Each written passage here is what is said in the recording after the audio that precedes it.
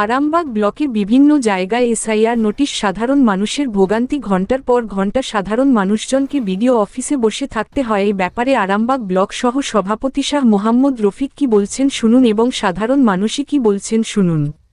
চলুন ঘটনাটি বিস্তারিতভাবে দেখে নেওয়া যাক। বাংলার আওয়াজ আরামবাগের পর্দায়। এই রকম ভাবে বিভিন্ন রকম মানুষকে হ্যারেস করা হচ্ছে। এই নির্বাচন কমিশনারকে আমরা ধিক্কার জানাই যে সাধারণ মানুষকে এইভাবে হ্যারেস করা হচ্ছে। আজকে এসআইআর এর নামে মানুষকে হ্যারেস করা হচ্ছে। সামান্য তার যাবতীয় ডকুমেন্টস দিয়েছে, সমস্ত কিছু জমা করেছে, তার সত্ত্বেও নোংরামি করে কিছু পায়নি। তাকে বলছে যে আপনার পরিবারের 6-7 সদস্য, একটা পিতা তার 6-7 জন ছেলে হতেই পারে। এর আগে 12-13 জন করে ছেলে ছিল, তো 12-13 জন ছেলে থাকলে 12-13 জন তার প্রয়োজনীয়তে আসবে।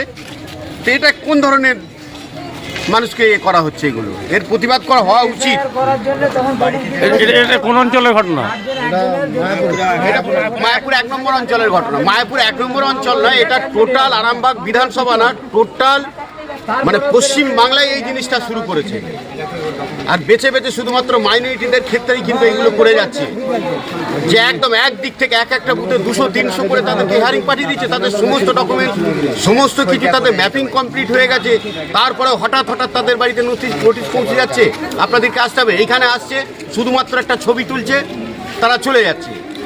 কেন এই হ্যারেস? সাধারণ মানুষকে এত হ্যারেস কেন? ঘটনা বলতে আমরা 10টার সময় এসেছি, এই এখন আমাদেরকে যেতে হচ্ছে।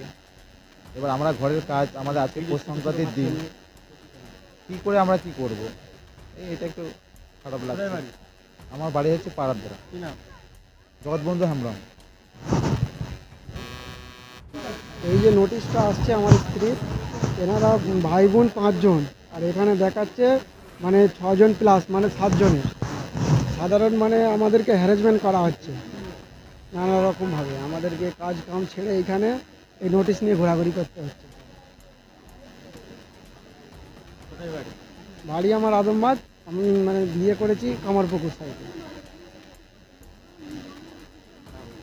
নাম শেখ আজিজুল হোসেন, আমার স্ত্রীর নাম হামিদা খাতুন।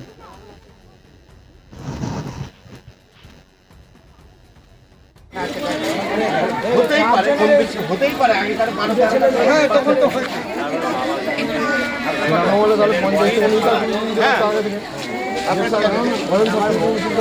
এটা দেখুন, এই না এটা 5টা।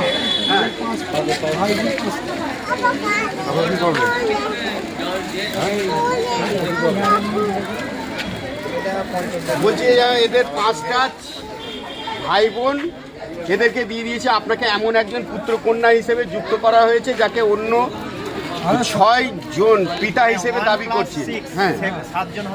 হ্যাঁ, যা একটি সম্ভবত ভুল সংযোগের সন্দেহ সৃষ্টি করছে।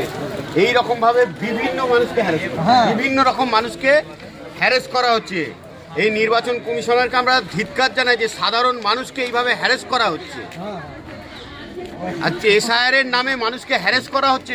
সামান্য তার যাবতীয় ডকুমেন্টস দিয়েছে, সমস্ত কিছু জমা করেছে, তার সত্ত্বেও নোংরামি করে কিছু পায়নি। তাকে বলছে যে আপনার পরিবারের 6-7 জন সদস্য, একটা পিতা তার 6-7 জন ছেলে হতেই পারে। এর আগে 12-13 জন করে ছেলে ছিল, তো 12-13 জন ছেলে থাকলে 12-13 জন তার প্রয়োজনীয়তে আসবে। তো এটা কোন ধরনের মানুষকে করা হচ্ছে? এগুলো এর প্রতিবাদ করা হওয়া উচিত। এটা কোন অঞ্চলের ঘটনা?